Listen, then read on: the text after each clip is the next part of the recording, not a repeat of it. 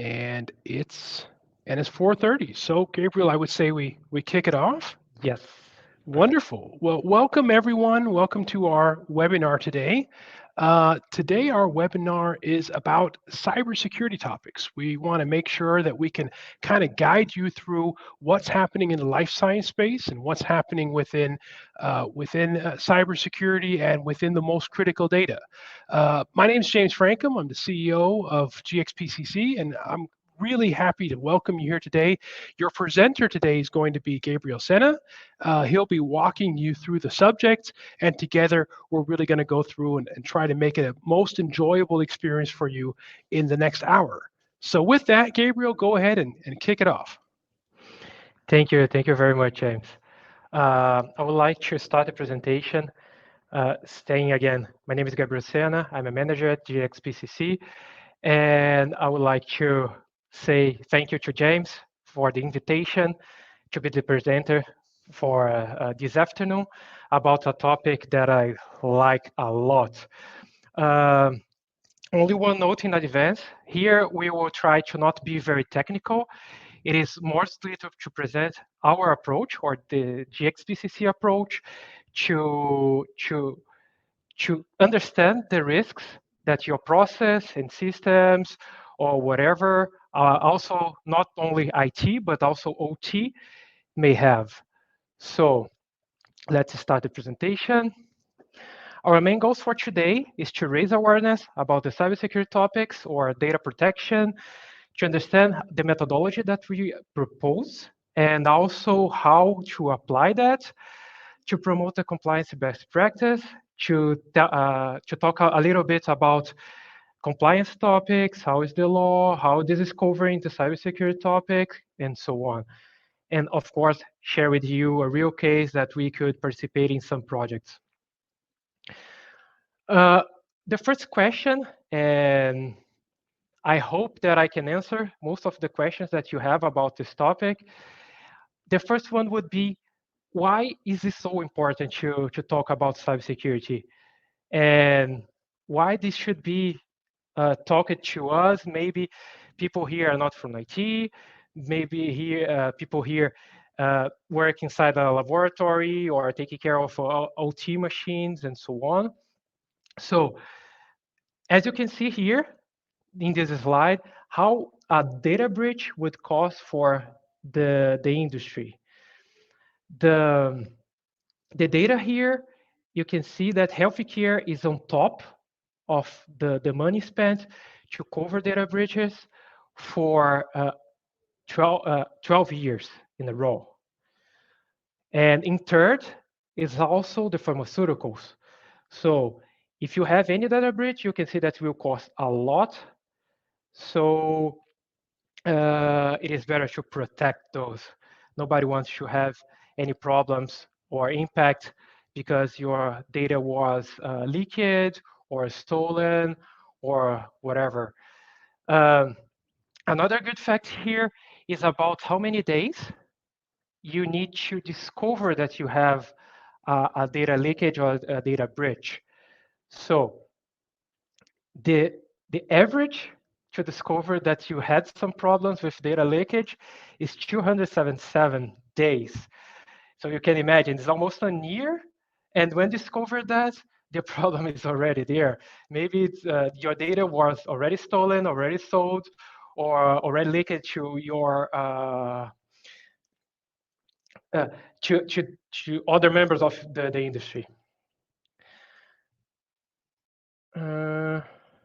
Moving ahead, possible impacts. As you can see, if you have your data leakage, you will see intellectual property theft. It could be that a formula that you are looking and researching could have leakage. So here we are talking about also to industrial espionage, regulatory compliance issues. You can receive fines if you have your medical data or users data or patient data leakage. So also it takes to the compromised patient's data. It can be changed, it can be shared, or it can be sold. there are a lot of people that buy this kind of stuff in the dark web. Financial losses, when we are talking about fines that you can receive from each of those things, and disruption of operations. If you have this breach affecting any of your manufacturing systems or even the laboratory that you are using to do some research, you can have the disruption of it. Gabriel, I think one of the good things to come up with. Go ahead, James. I'm sorry, can you hear me okay? Yes, yes, sure. All right, great. I was going to say, one of the things I think that's very important in that previous slide that you just showed as well is data breaches may occur and you're not even noticing them. We come across that a lot within our client environments. It's usually the call when you say, I need to fix something, someone got into my network, or the data is gone. So there are impacts once a data breach occurs. And Gabriel, maybe one of the questions is why is that number growing? Why are the data breaches getting stronger? Are systems just getting weaker, or are things not being done, or what is the reason why the data breaches are becoming more and more over time? We can talk about two main reasons here. The first one is everybody relies on other areas inside the company. So everybody thinks that someone else is doing the cybersecurity stuff, putting controls in place, and securing your environment. And the other thing is people training. After COVID, that we have raised a lot the informatized system that we are using nowadays, and more things connect to internet and things like that. So you will see that the user is usually the weakest part of the chain. So this is why this is raising a lot since the last years. And is this because users are willingly inviting hackers or activating hacker codes for the systems, or when you say it's usually the user is the weakest link in the chain, why is that? Because they don't even notice that sometimes that they can click on a spam, open a corrupted mail, or install some malware on the machine, and it got spread to every equipment connected to that thing, machine, PC, or whatever. And the employee usually never notice this. We have performed some intrusion detection or some tests, and we usually get 7% of people clicking on the links that we send to the company when we are doing the training campaigns. So yes. That's a very high percentage, 70%. Yes. Wow. All right. Okay, great. Thanks, Gabriel. Thank you, James. So moving ahead, the question here is not if you are well protected, because I guess you are well protected, but when it's going to happen that I will have some breach or we have some critical operations turned off because of a cybersecurity issue or whatever. As you can see here, we have many reported cybersecurity breaches that already happened in the industry, and they are public disclosure about it. So as you can see here, since 2014, we had some very big incidents, cybersecurity incidents. The first one was the Dragonfly one that was leaked a lot of patient information from pharmaceutical manufacturers. The second one would be the NotPetya that happened to Merck, and it cost a lot because it spread to a lot of machines there. 2018, industrial espionage, so some information was stolen from Bayer and Roche. 2000, 2020, yeah, 2020, we had like a big data leakage from the Redis laboratory. And also in 2020, when we started the development of the vaccines, most of the laboratories that was doing that or was trying to apply the research, they were aimed to have this data leakage. So we had some also published information about intrusion in Pfizer, BioNTech, AstraZeneca, and so on. And another question that we would like to answer here would be, is this a regulatory requirement? Because when we are talking about data protection, cybersecurity, and so on, maybe it would be a little bit confusing. That is only the IT part, so I need to protect the systems, the servers, and all the technical stuff that is behind your process. And the answer here, it is a regulatory requirement, and it is not only covering IT systems. So it is required that you have some process in place for access management.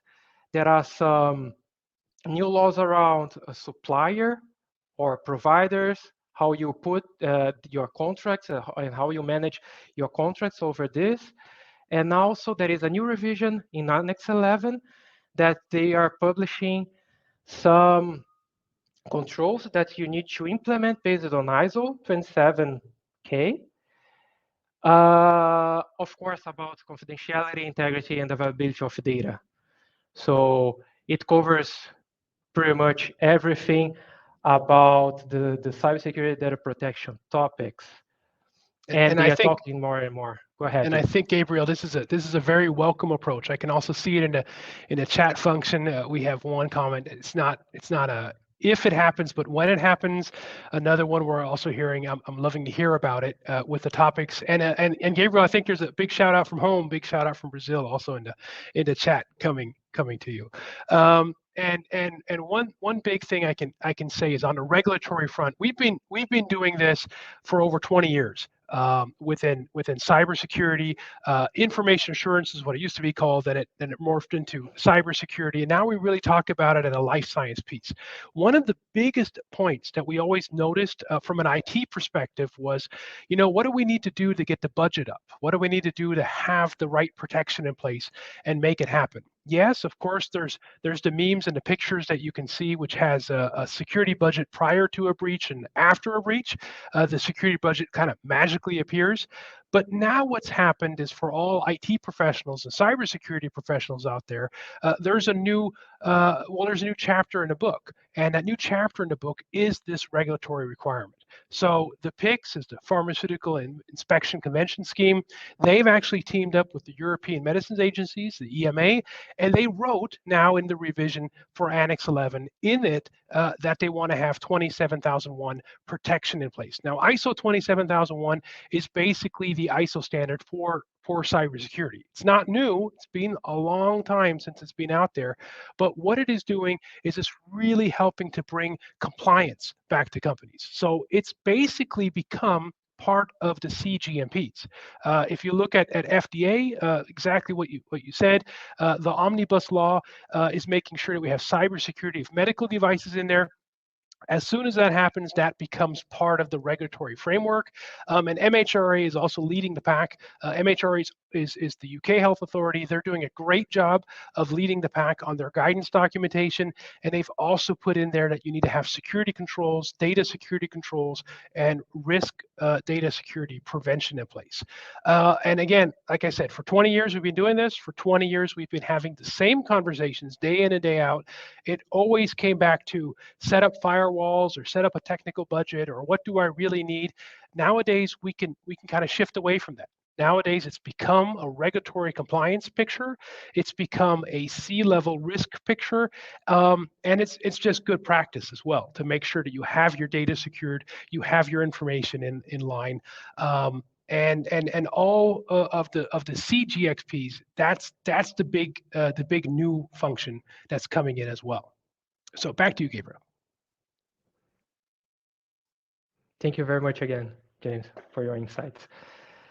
So moving on, we would like to start to present you our approach to deal with these topics. Here we are covering pretty much everything, not only the technical part, but the regulatory part as well. When we try to do this, we call it the 5 steps from GxP-CC. We try to apply some agile methodology in this approach as well. So you keep incrementing your cybersecurity step by step instead of dropping down like all the controls that you need to put in place. And it is not binary, because we know that it is impossible to protect 100% of everything. It would be too much costful for any company. And here we analyze now also the budgets that are usually not there to implement everything that you need. So yeah, we try to make a match between the most important things and also the budget that you have to implement our suggestions in the end of this. I will pass by to every or each of those steps that we have here, and you will see that each of those, you have an outcome that will be used to the next step. It is not mandatory that you feel or that you follow every step here, but it would be the best idea, because then you pass through all the steps and you check your whole value chain. Here in our first step, we have the critical access definitions or evaluation. This is where, or the first step, when we have a talk with the business critical areas to define what are the critical processes. Here, again, we're not talking about technology, but about processes. What is the critical process for the business? What is the critical process for the company? And what would be the value of it in the whole chain? And measuring that and defining that, we can take a look what are the information technology pieces you have to support this process that is very critical for your business. So, and we call it the mission critical analysis. It's a name that we come with this. And as you can see here, every time that you have a disruption or a problem or an incident in this business critical process, you will also have some impact here in the technical part of it. I don't know if you want to add something here, James.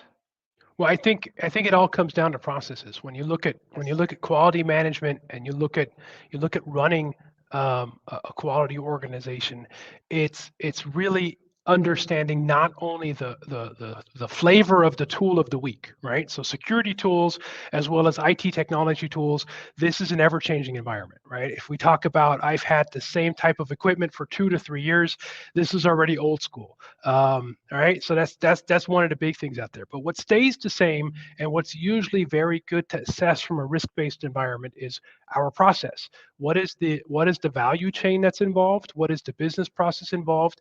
And this coincides very much with the data integrity concepts that we see in the regulatory framework as well. Which data are being created? How does the data flow from one environment to the other?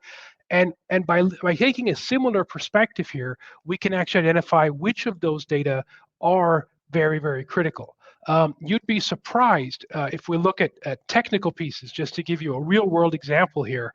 If we start following business critical processes, we can understand that throughout an R&D pipeline, data are collected at contract research organizations or also at in-house labs. And these data are then used later on to make submission relevant decisions. Now, all that is okay, and you might say, well, this is common practice and this is easy. We have the data created in a third-party laboratory or created in our own laboratory. What's the problem here? The problem is that a lot of those laboratory equipments are connected to Windows XP systems, or even other older technology. And then you're kind of going, well, it's an isolated lab. No, it isn't. So as soon as something has a network adapter or a network connection, it becomes a major risk factor.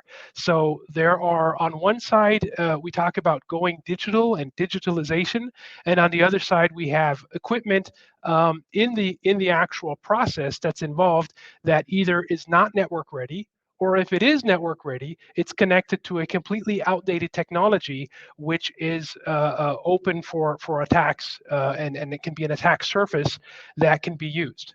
Now, you might say, okay, well, it's only a printer or a scale or a balance. What could possibly be used on this part of my technology? It can be used as a stepping stone. And I think that's a very key axis here that we see within our business critical analysis is when we see how does the data flow, what department does it flow from, what are the different layers of equipment that we have in each department, and it only takes one piece of equipment to be vulnerable to be able to be used as a stepping stone to build out attack surfaces throughout the rest of the organization and the network. So I think that's the key thing to take back here. Of course, there's defensive strategies, but there's also strategies that need to be put into place to assure that the most critical risks are taken care of. And I know you're going to talk about this more, Gabriel, but there's that third-party example. If you're using third-party laboratories, it's very, very great. But as soon as you're opening up your doors, this is another thing that we see. We see networks using high secure firewalls and technology, and we have multi-factor authentication to get into the front door. But then we have open networks to suppliers or open networks to freelance experts coming in with their own equipment that just connect and say, well, I'm within a trusted network. And as soon as that happens, that's your new weakest link. So you can have the greatest protection outside as soon as you get inside on that inner layer. And it could be a maintenance employee. It could be anything as simple as a maintenance laptop, which is connecting to a piece of equipment that was already infected with malware when the maintenance was conducted. So again, all of these are types of worst case scenarios, but they're real world scenarios that do happen. And the way that you can see them easiest is by doing your business critical process analysis, seeing how do we run these processes, what are our maintenance channels, what are our data channels, where is our data flowing to, and what is it used for, and of course, which of the data elements are most critical. A lot of the audit work that we see and a lot of the audit information is on financial. You'll see that there are tons of audit guidelines and audit checklists that you can find that will give you a very good focus on financial, and that's good for the CFO. Right? So from a life science environment, you want to make sure that the CFO doesn't have a heart attack. Yes, you're saving that one life by making sure that the CFO's finance data is okay. But when we look at life science data, we're talking about patients. We're talking about our pets, our family members, our different people within that value chain. And there we have so much data that we've identified that is just open and in the wild because it just didn't have that audit commission behind it, or it didn't have that external third-party auditor focusing on that because their checklist was only geared towards financial risks. So in this, we're actually showing you how to take similar measures and similar approaches and link it back down to life science areas. Back to you, Gabriel. Thank you. So there are 2 points that I want to add here. It's first is about one comment that we received here in our chat. Yes, I agree with you, Adriana. When we are talking about regulatory requirements and we also put inside the GDPR piece of it, of course, data is really, really, really important.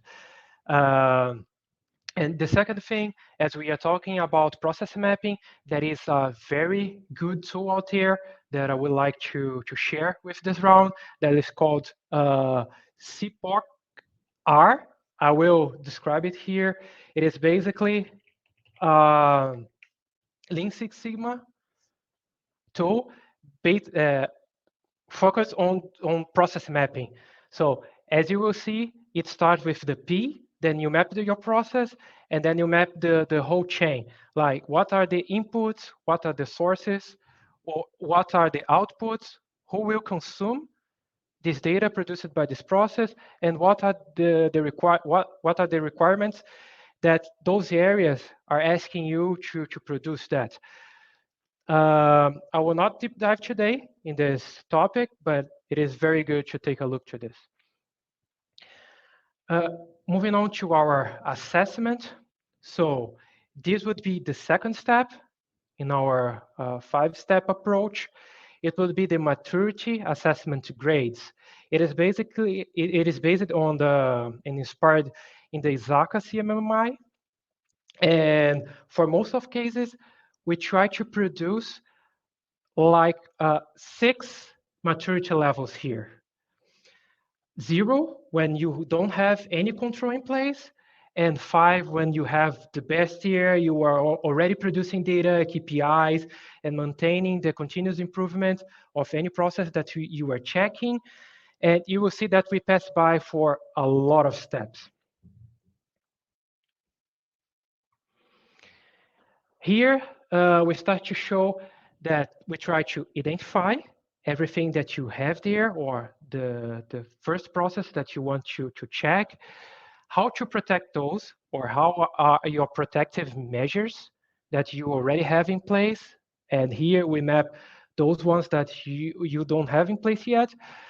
The detective part, because like it was mentioned here in the chat, it is not a matter of if, it's when it's going to happen. So you need to be able to detect anything that happens inside your environment, how you are going to respond to that, and when you don't, and you cannot, when you cannot protect or stop the attack or the breach that you were already having, how you are going to recover from those attacks and incidents. Then you keep the business continuity, and then you can continue with your manufacturing, with your process, with your critical assets running. After that, we will have the heatmap analysis. We produce a heatmap based on the answers that the team that was interviewed during the assessment part. So here we have an average for each of those categories that we were checking. Those are not current data from any of our customers. They are only fictional data, but we wanted to bring here the approach that we had.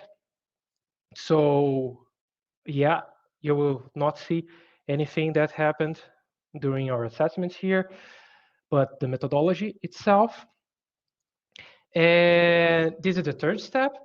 And for this third step, it is good to mention, and the main output of this is to get any insights where you need to put your money at, or what are your, let's say, the lowest part of this chain where you are less protected. So you need to focus to that part more and to implement more stuff there. Here is an example of the insights that we could have and the insights that we grab from that heat map.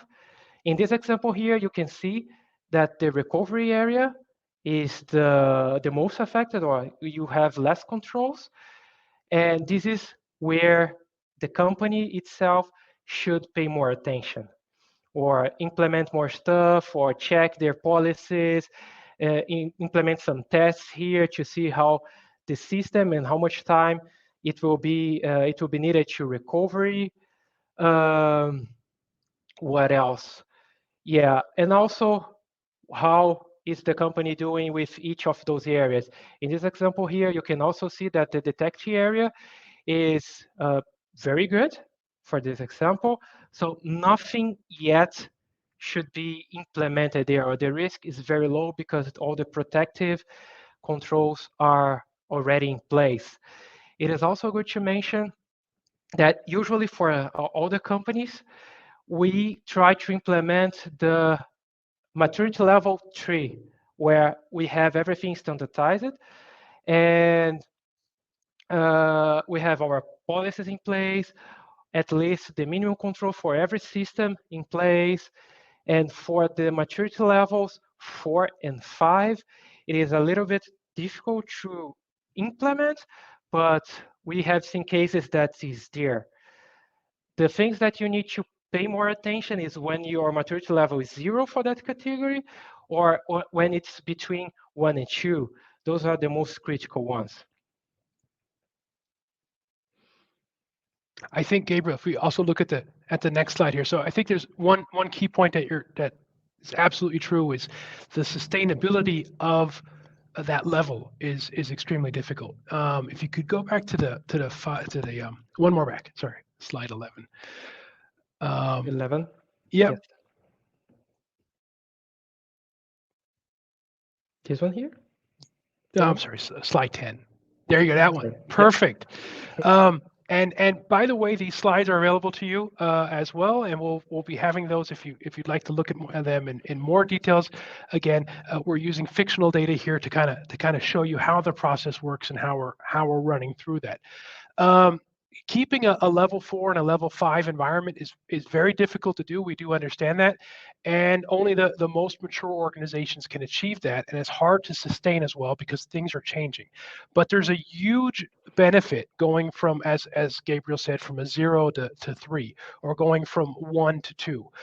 There's huge steps that you can do in your investments, in your savings, in your efficiencies of your processes. Because once you start documenting processes and you have a better overview, and you have a better overview of where your risks truly are, you also have a better chance to mitigate those. The area of recover, this is one of the areas that as we also showed in the example, it doesn't get a lot of attention until it happens. Now, recovery also includes crisis management. It includes recovery planning.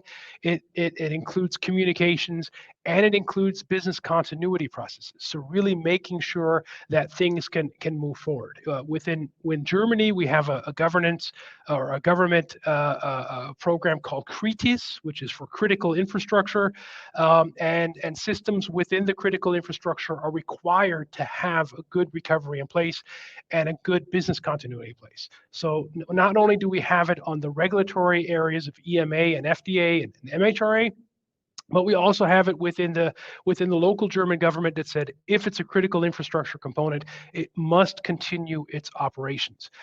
We'll just take an example. You have a manufacturer of a critical medicine, of a cancer drug, and that drug can no longer be produced because the manufacturing process doesn't work anymore. The equipment has been compromised, and you can no longer rely on the settings of the equipment to produce the correct results. We saw this many years ago where security also attacked in the OT area, the operational technology area, where we've seen initial attacks happening on manufacturing shop floor. This has since then evolved significantly. And that means once your systems have been compromised, you can't just unplug it or reboot it and it'll work again. You're really talking about going through, making sure that you're going through a complete cleanup, recalibration of your equipment, and making sure that everything works as designed. If that happens, or when that happens, you need to have a good recovery plan in place.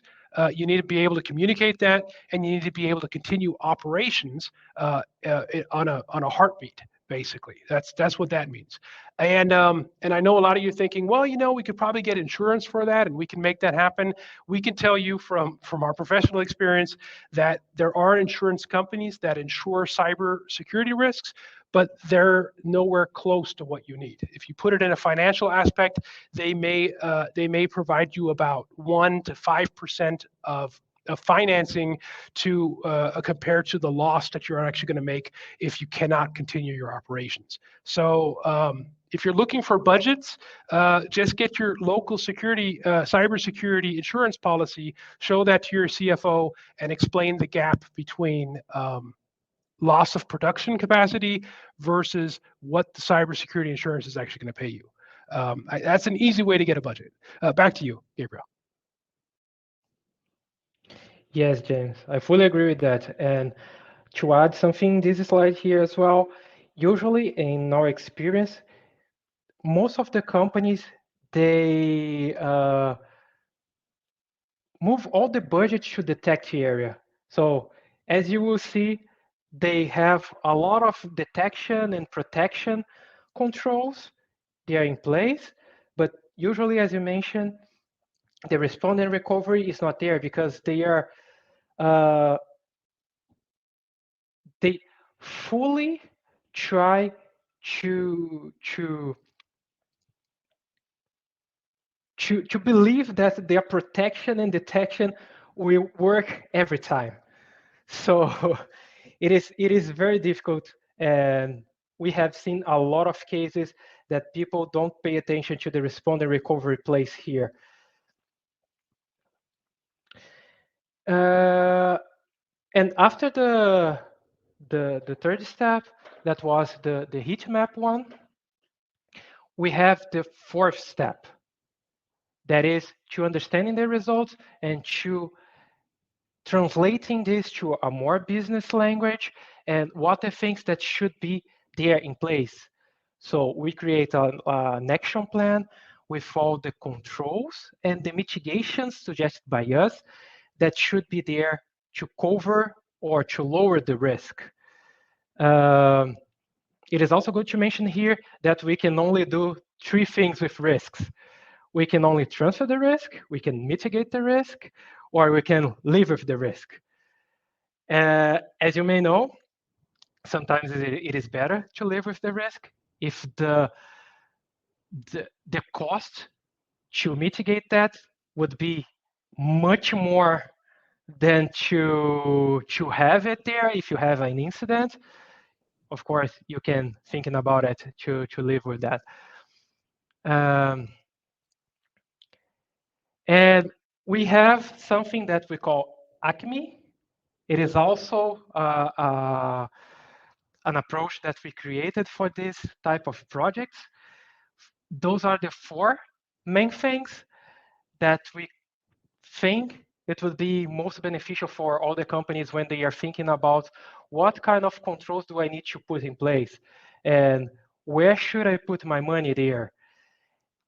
It should be aligned with the internal people and the business areas, what they think would be the most beneficial for them. You need to think about compliance, what is already there about laws and is required by regulatory agencies. Of course, the money, how much money you have in your budget to spend to those mitigation actions. So you can prioritize that for checking the heat map and evaluating the assessment that we have done before, and to engage people. This is the first thing that we started to say in this presentation about people training and engagement of all the people involved with this process life cycle. So here I always want to make this kind of joke. Usually when you have millions of security systems and millions to your protective systems, and then you don't have the actual user training for those cybersecurity topics, or you have people that don't understand about those topics, or they think that it's only mainly technical part. I have my IT department to protect me, and you have exactly the case that we started this presentation talking about. You have your user clicking an email, and it has a malware, virus, or whatever code that will break down your systems and your operations. Means nothing, all the millions that you had spent to cybersecurity controls. And I would like to ask you guys who never ever clicked on an email that you wasn't sure, or it looks like something that you were some real thing inside your company, or you are receiving some package or something that everybody ever clicked in this type of email. So I'm pretty sure that everybody here have clicked on those emails somehow. And before jumping to our conclusion, I would like to pass to James again if you want to add something about the steps that we talked before. Well, I think it's a holistic approach, right? Cybersecurity has always been a holistic approach, not just a technical functionality. Of course, technical tools are here to help. But a quote that I heard many years ago was, "A fool with a tool is still a fool," and it's absolutely true. So the tools are great to have. There's a lot of great cybersecurity providers out there who will give you the tools and who will run your networks for you. AWS is doing an excellent job. Microsoft is doing an excellent job. A lot of the cloud vendors are doing an excellent job to prepare the tools to say we have tools available if you'd like them to be set up the right way. And that's another thing that we see a lot when we actually do the assessments. We look at the data flows and we understand where is the information going to. A majority of interviews that we face are not persons telling us, "Oh, I didn't know such a tool exists." The majority of answers is, "Yes, we know it exists. Yes, we ordered it. We haven't gotten around to configuring it in the right way." Or an answer along the lines of, "It keeps on changing. It's really hard to stay up to date. So we'll just get around to that some other time."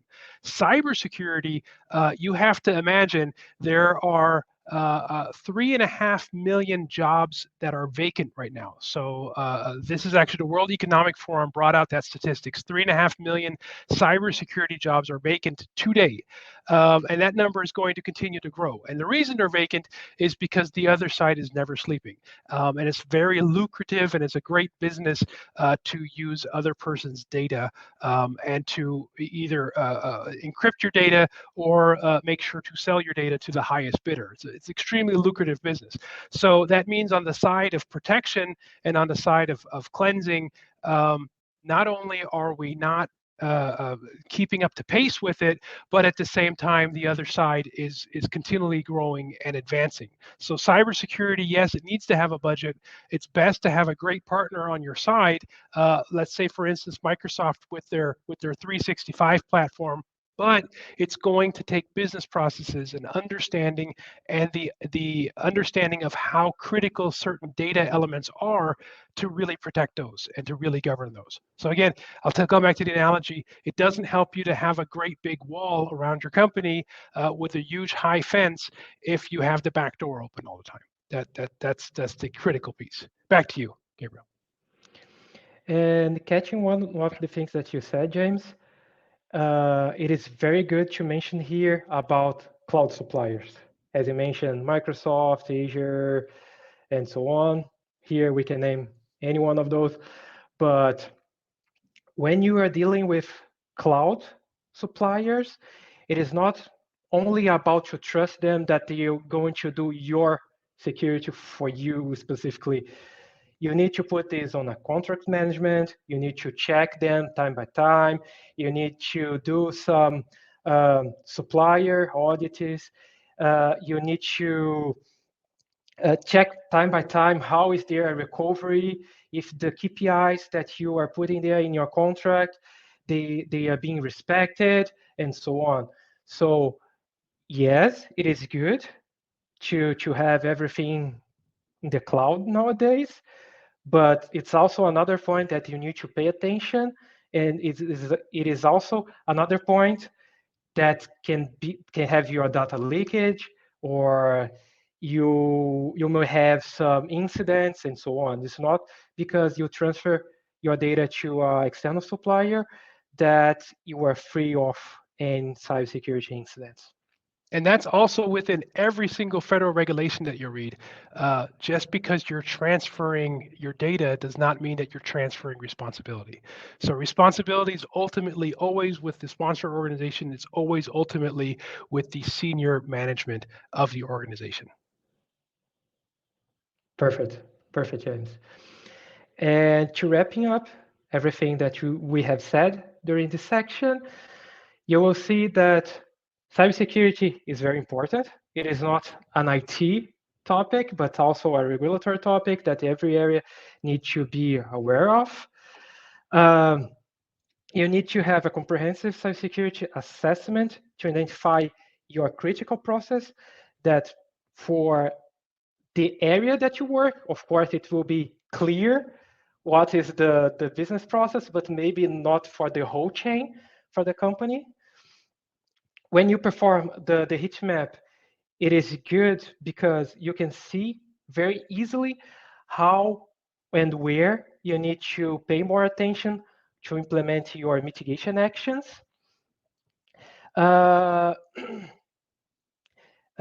When preparing the action plan, in the end, of course, you need to have more focus to the critical actions that you are seeing from the steps before. You need to have employee training, so cybersecurity campaigns, data security campaigns, and so on, to have everybody at the same page when dealing with critical data. Cybersecurity is a regulatory topic, as we mentioned a lot of times during this. Data breaches can impact a lot your business, not only because of the company image, but also if you are researching something. So in the research and development area, it is very, very important to maintain the data there. They are very secret. So any data leakage there, it will directly impact the income of the company. And yeah, and it is also good to consider any business objective when thinking about what should be implemented in your environment. Great job, Gabriel. Thank you for these slides. Thank you for this overview. I know we have a few more minutes. I just want to make sure that we can focus on any questions. If you have anything, please do put it into the chat window. We'll be happy to field your questions and see what else you'd like to focus on in this webinar today. So I'll just put that in here. Any questions? So feel free to use your chat. Let us know if there's anything else you'd like to know from us while we're here.